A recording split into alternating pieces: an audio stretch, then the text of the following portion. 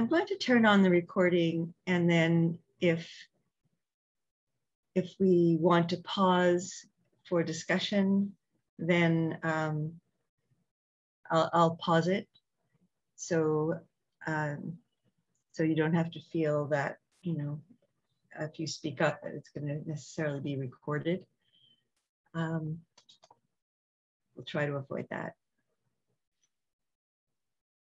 Yeah, I just wanted to share something that I'm exploring in this past week.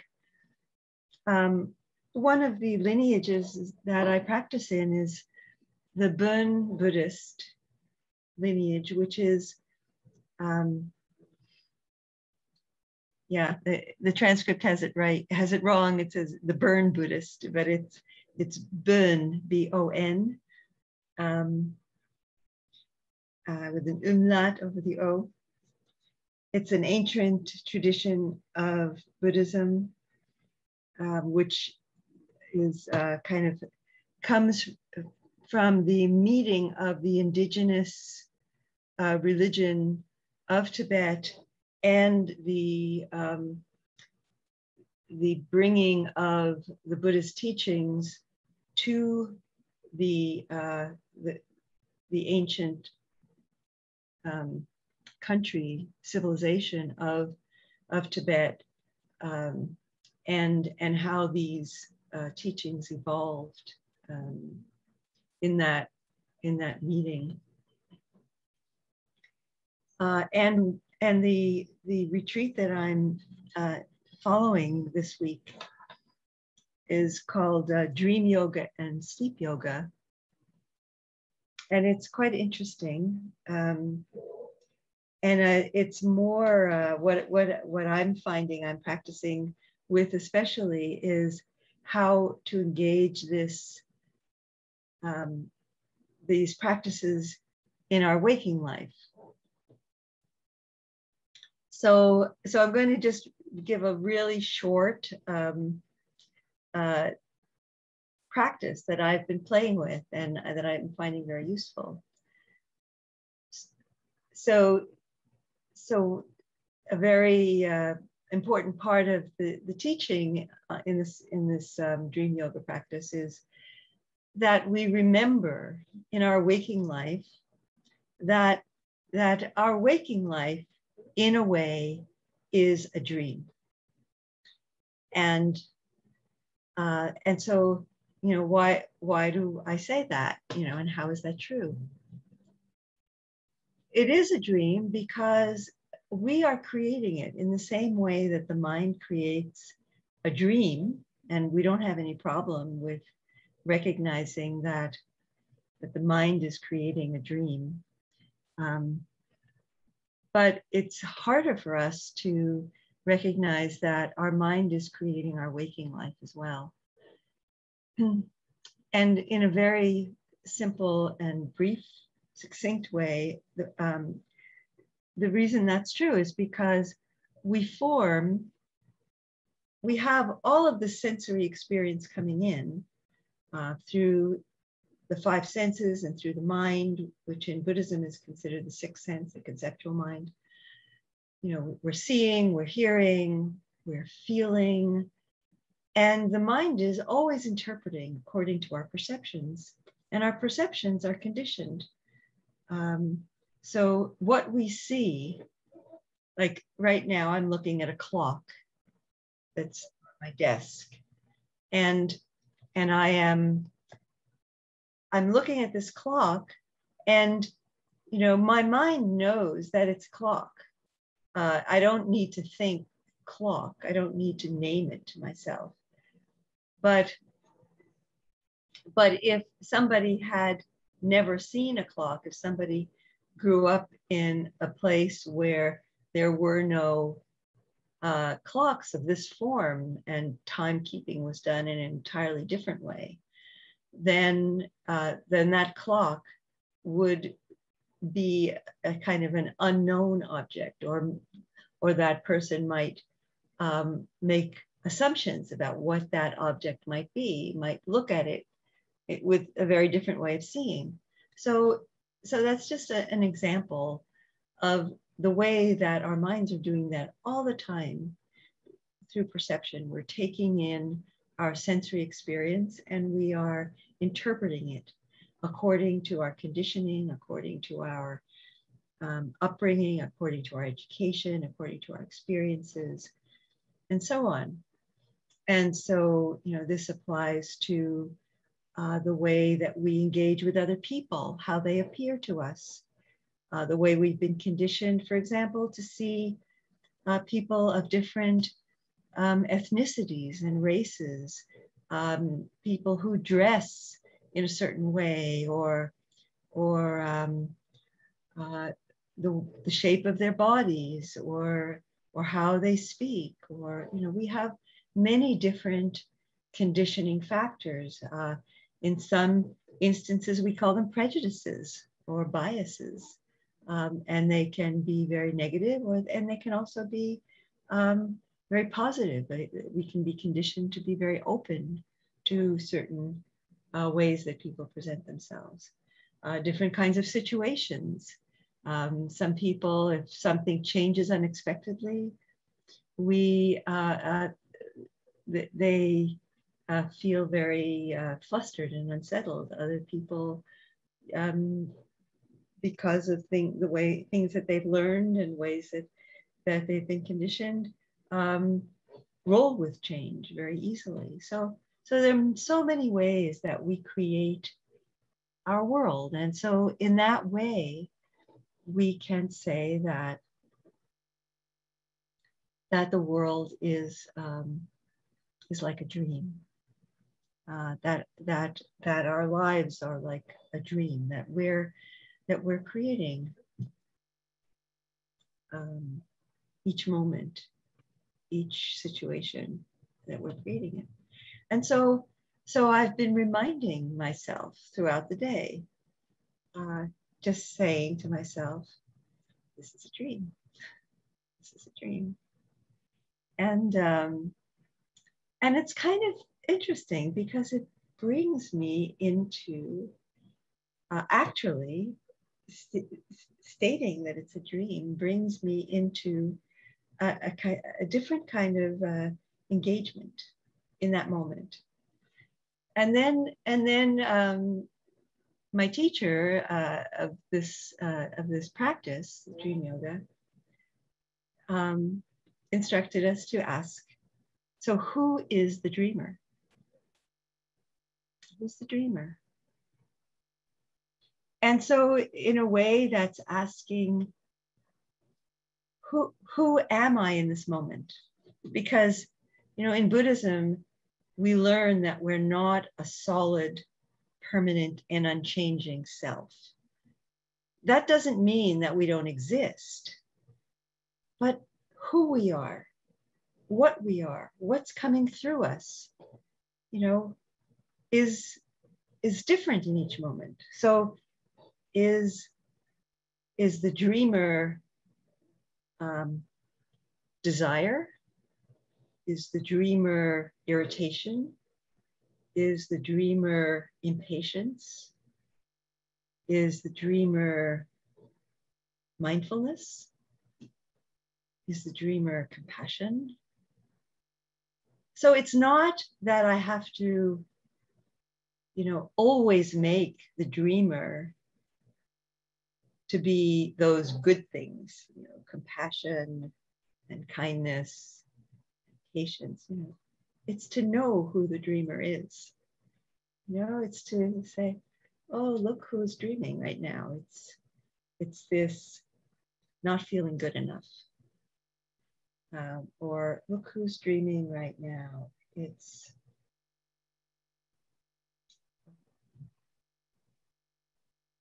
wanting things to be different, whatever the things might be.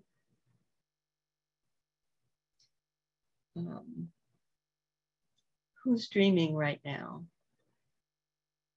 It's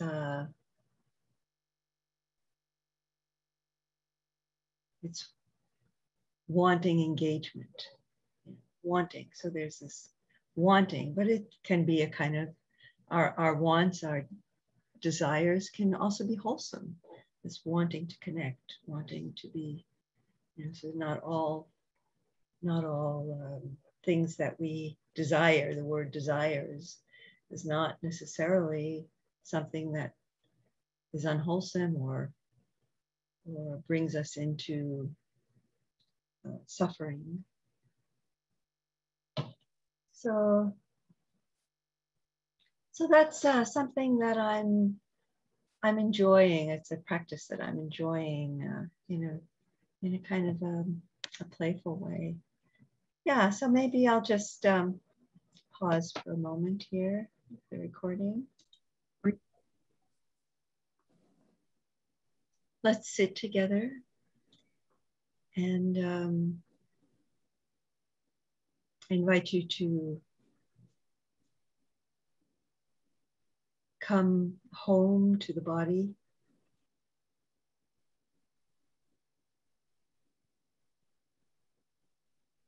Come home to presence in the body. So just feeling the position of the body. How is the body positioned? How is the body comported? As you're sitting, as you're lying down or standing, whatever position you're in, which feels appropriate and supportive to you in this moment. Just a reminder, if you're not muted, could you please mute your, yeah. Thank you.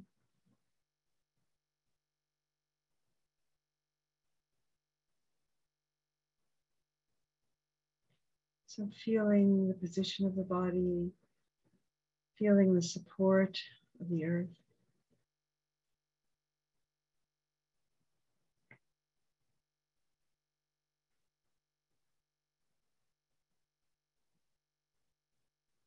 Perhaps you feel the touch of air on your skin. Perhaps you're aware of sounds coming and going.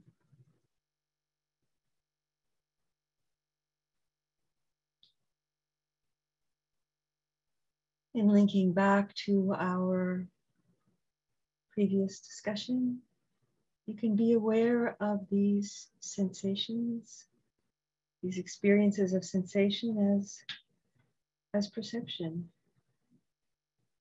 Aware that you're knowing these passing experiences in consciousness as shaped by your perception. Knowing sound. And we can, as we are aware that the conditioning of perception shapes every moment of our experience, there can be a mindfulness of perception which enables us to go to a deeper experience and also a more transient, a more a looser, a more flowing experience of every one of our sensory experiences, such as feeling the breeze or hearing a sound. And going below the perception to a more simple, immediate experience of just that, just this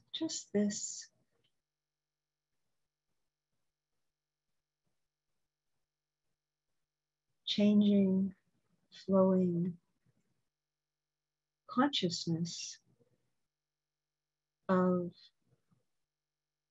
aliveness.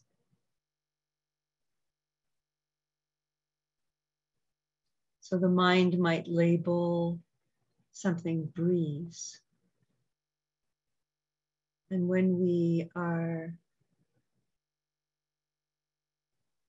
just present, we can be with the mystery of what that flowing, changing experience is.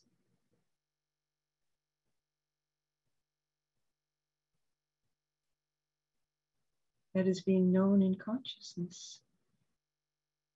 And that even the consciousness itself is continually changing with the experience.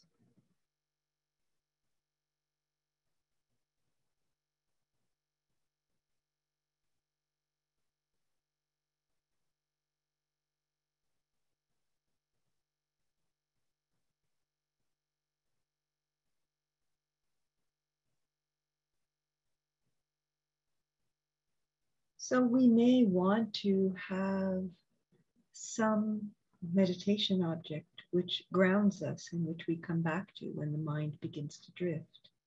And that could be the feeling of sitting or lying down, just the presence of the body being held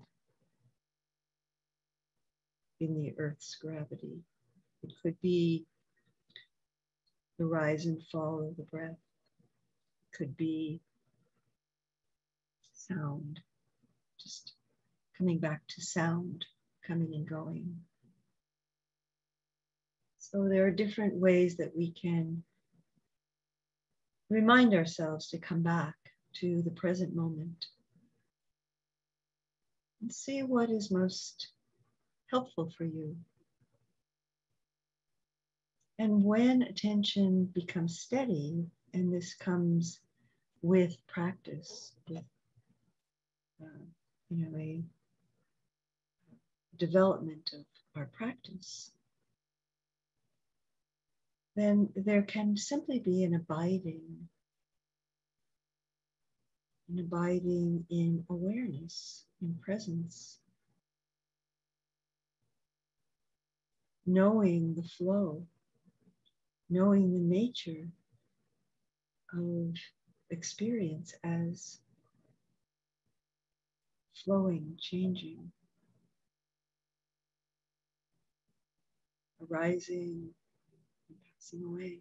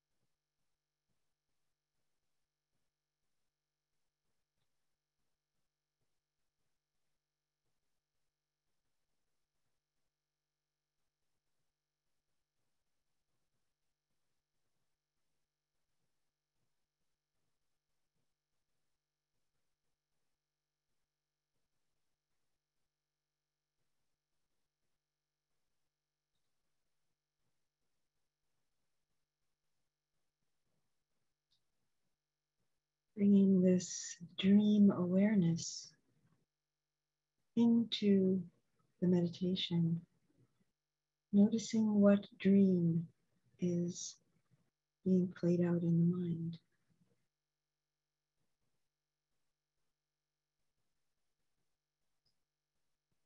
And the word Buddha, of course, means awake. So by turning toward the mind, becoming mindful, we are waking up to the dream.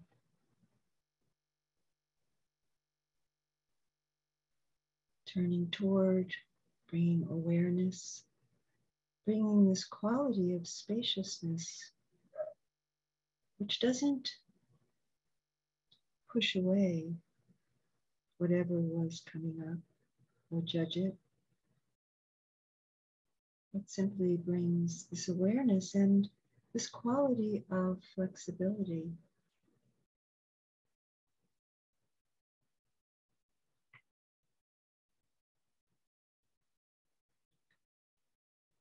The skills that we have from our practice, recognizing if it's grasping or anger, hatred, irritation, or zoning out, spacing out, delusion.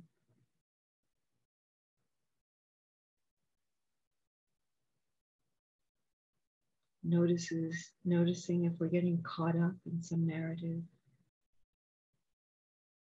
Noticing how we feel about that.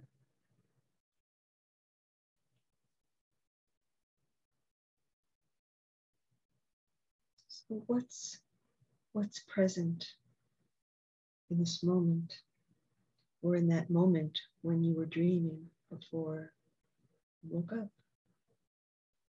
and realized that you were dreaming?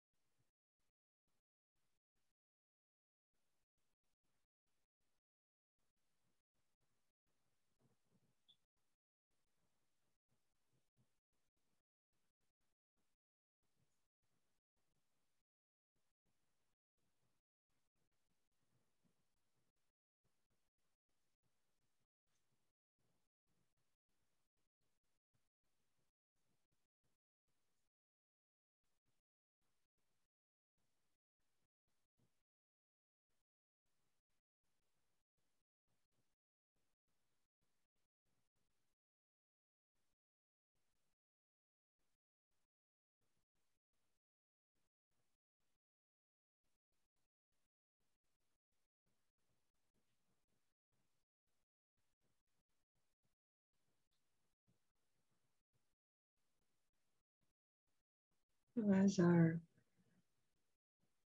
practice comes to an end for our formal sitting or lying down practice, and as we bring it to an end, we can tune into the body, tune into the body, to the heart, and notice the quality of presence, the quality of calmness, peace, kindness, to whatever extent that may be present. Of course, it may come and go. That's the nature of practice. So it's however, whatever goodness, whatever blessing you might have experienced during this time of bringing attention inward and bringing this mindfulness and inquiry to your moment by moment experience, we can